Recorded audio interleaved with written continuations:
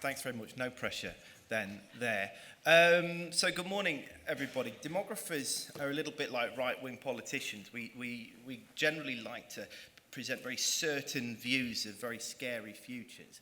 And so maybe I'm just not a very good demographer, or I'm just a kind of sentimental lefty, but I'm going to do something slightly different today, because I think most of you will be familiar with the general narrative about the future of global demographic change, but maybe I'll put a slightly different tack on this. So, of course, the historical background will be familiar to almost everybody here, that of course, the 20th century has been an era of tremendous population growth around the world at all age groups, and particularly, of course, the older age groups. Now, primarily today, we're going to be focusing on younger age groups, but of course, if we're thinking about the biggest growth in the future, that will be in terms of lifelong learning and mature education. But for the time being, I'll just focus briefly on the 15 to 19 age group, so of the age range of secondary going into generally tertiary education. Now, between 1950 and 1985, around the world, that age range more than doubled from 238 million to 484 million, and grew in almost all countries, well, as we say, units of the world, so we don't want to upset people who think that Taiwan is not a country, and so on. Between 1980 and 2015, however, that rate of growth slowed rapidly, from 448 million to 590 million. And the number of territorial units which saw growth then declined. Now, today, we're at an unprecedented kind of part of human history, in the sense that roughly half of the world, which would be on the left-hand side of the graph, will see population growth, significant population growth to 2050 among this age range through to mid-century. Whereas the other half of the world will actually see a decline in the age group, age 15 to 19. And overall, we will see an overall increase of only about 80 million over this period here. And for our speakers today, I've put on Peru, which is smack bang in the middle, which will stay fairly constant, and Egypt, which will see quite a significant growth in the number of young people aged 15 to 19. If we zoom in on that graph and look at some of the countries that we'll be talking about, so these would be the graphs, these would be the countries where you would see a significant growth. And as you can see, generally, these are in sub-Saharan Africa, with one or two exceptions. However, if we look at countries or territorial units, should I say, where we would see significant declines in the age range, 15 to 19 to 2050, this is a real kind of mixed bag of countries. Right at the far end, Albania, Taiwan, Lebanon, Bosnia, El Salvador, larger countries such as Thailand, traditionally very significant higher education sectors in somewhere like South Korea, but also big countries, Brazil, China, Iran, so on, Southern Europe, but also countries like Nepal, smaller, poorer Asian countries. So it's a real mixed bag of countries which are going to see this, likely to see a decline in their age group of 15 to 19.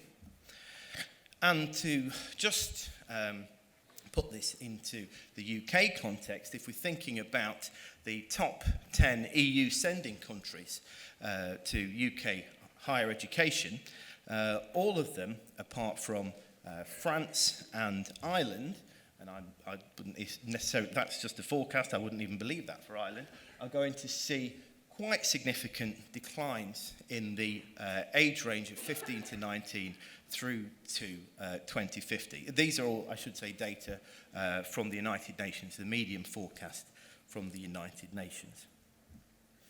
So, if demography was destiny, it would be very straightforward. We would say that there is a huge demand for higher education in sub-Saharan Africa, so we would need to invest more in local capacity for higher education and be prepared for higher levels of education migration. On the other hand, we would expect to see perhaps the scaling down of the HE sector in much of East Asia, Latin America, Eastern and Southern Europe. And of course that therefore all of these things have important implications for these receiving markets. So as a demographer, it'd be very simple. I would put all my money in the University of Niamey in Niger, which will see the most rapid growth in the world. And I would renounce my visiting fellowship at the National Taiwan University because this will probably go out of existence. Okay? That's if demography was destiny. But actually, of course, it's a lot more complicated than that. And demography, in that sense, only provides one part of the story going forward into the 21st century. Because, of course, we need to consider, at the very basic level, the relationship between people and educational attainment. So let's just go back to our graph here and pick 3 countries. Uganda, which will see a very significant growth in the age range 15 to 19. China, which will see about a 22% decrease in the age range 15 to 19. And India, which is kind of in the middle. So if we look at those, we would say they're very different demographic perspectives. But of course, if we factor in forecasts for education, and this is just based upon a kind of current trend, we would see very different profiles going forward to the 21st century. So here you would see, yes, very rapid population growth in Uganda, but if a global trend in education was predicted, it would still be confined, educationally wise, to developing the secondary education sector. Whereas in China, although the total population might be smaller, the proportion engaged in higher education will be much greater. And India is somewhere in between. So at the very least, we need to think about education as a multiplier to demographic change. So therefore, there's clearly different potentials for higher education in different regions of the world as a consequence of changes in the growth of secondary education. So therefore, we would say the future is not entirely driven by numbers. And of course, this doesn't take into account issues of quality and so on and examination, but this is for a discussion later. So then we move on, so we've got our numbers, and then we can multiply this by educational attainment, but are we really comfortable with that as a view or as a vision of the future? Well, as I said earlier, demographers like to be very certain and say, this is what the future looks like. In reality, of course, we just don't know. We really don't know. It's incredibly uncertain. And those who are more honest among us try to produce projections which have alternative futures.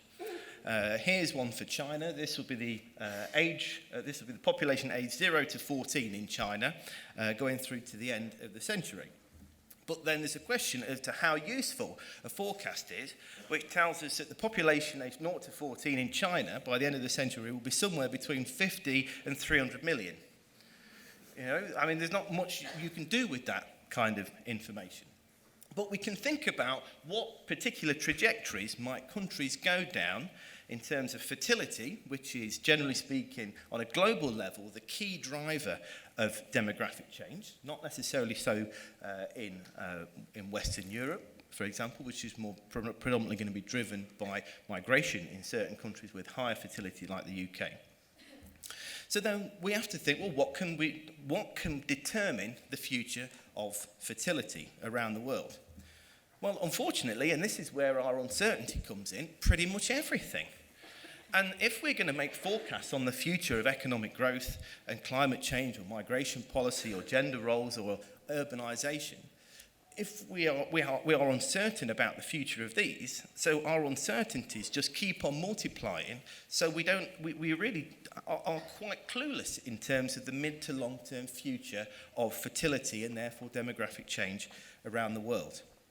Now, I want to argue, though, here today that, of course, education it plays an absolutely critical role in shaping these demographic trends going forward, both as a direct driver of fertility and health and migration, but also in terms of playing an important feedback effect into driving and changing and affecting and mitigating all of these other factors, which will actually be the primary drivers of fertility. If we then add in intermediate drivers, such as what is the future of the middle class, the future of the global economy, the direction of globalization, education will play a fundamental role, and higher education will play a fundamental role in shaping, driving, and affecting and mediating these kinds of changes. So therefore, to go back to the start, to go back to first principles then, the conventional way of doing business, or the conventional way of you interacting with me as a demographer, would be that I would stand here and say, this is the future, that there'll be growing markets there, shrinking markets there. You can identify new opportunities in these different places because that's where growth is. You would close down or retrench in these different places because that's where negative growth or decline would be. So essentially, you would be responding to me, to what I say is the future. And I will be certain about that. So that's the current view, that demographers like me present the future and HE practitioners or educational policymakers respond to that. But I actually want to suggest that we've got this the wrong way round. I think that we've got this back to front, in that actually, and this is where I go into this slightly awkward motivational speaking phase now, that actually the future is in your hands, that you will create that future, and we need to respond to that and build that into our forecast better as responding to the change, which will be driven by people like you. So to give an example of one thing we can do there is that instead of, remember the chart of China I put up earlier, instead of thinking of different futures of fertility and just modelling different futures of fertility, one thing we could do is, and I've been doing this with my colleagues in Vienna, is model different educational futures. So instead of just saying, well, we think fertility will be a bit higher, fertility will be a bit lower, we'll say, well, actually, we're going to say that education will, or investment in education will follow a kind of Bayesian global direction, or there will be much greater investment in education, or much lower investment in education. And given what we know about the relationship between education and fertility, then the feedback effects there we can actually model. And so there'll be changes in the future of education attainment, but also in terms of total population.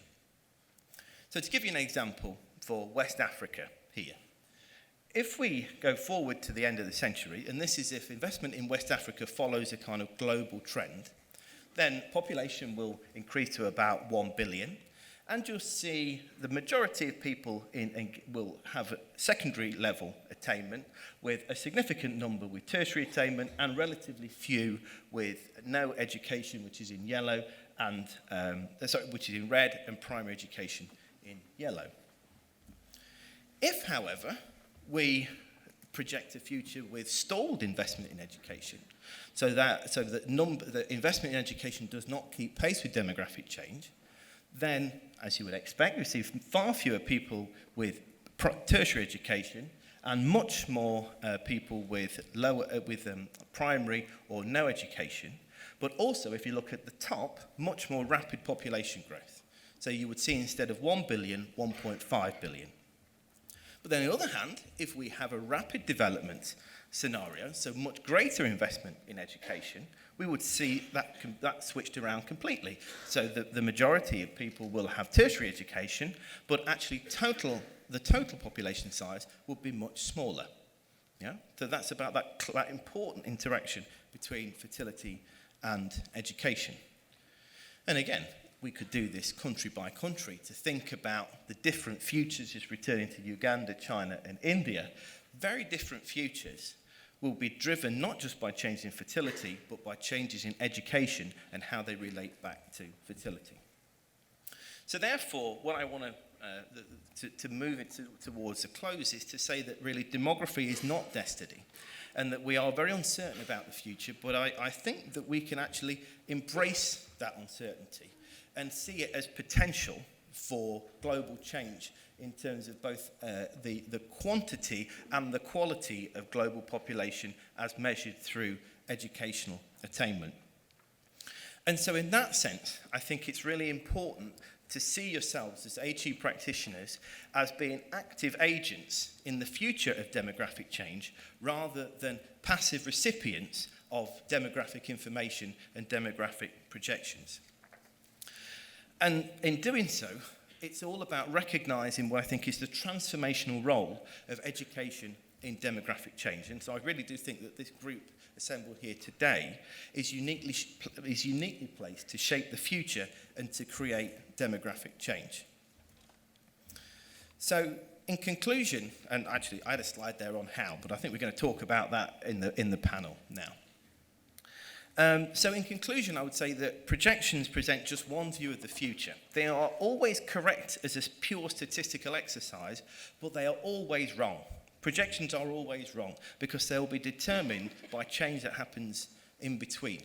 And also, of course, projections can prove themselves wrong by forcing an alternative direction. There is tremendous uncertainty with complex interactions and feedbacks, but I think that this group here is uniquely privileged to shape the future. Now, the only problem is this is why I'm perhaps not a very successful demographer, because I go around saying that demography is not really so important, and that, so in that sense, that the future, we don't really have any understanding of the future. I mean, for what it's worth, I think there are certain things that we can be fairly sure about, that we probably will see a bifurcated or a two-track global demographic future with rapid population aging and decline in ever more parts of the world, which will present significant economic challenges, perhaps the funding for education, but then also developments in lifelong learning. On the other hand, we will, I'm sure, see continued rapid population growth in other parts of the world, which will require urgent investment in infrastructure and training, and will have impacts on migration and so on. So obviously I don't want to leave you with nothing with my years of taxpayer-funded education in demography. This is all I'm fairly sure about to go forward. Okay, so my take-home message is never be a slave to projections. The future will respond to what you do and what policymakers do. And finally, never believe anyone who tells you with certainty what will happen in the future, least of all a demographer or a right-wing politician, for that matter. Okay, thank you very much.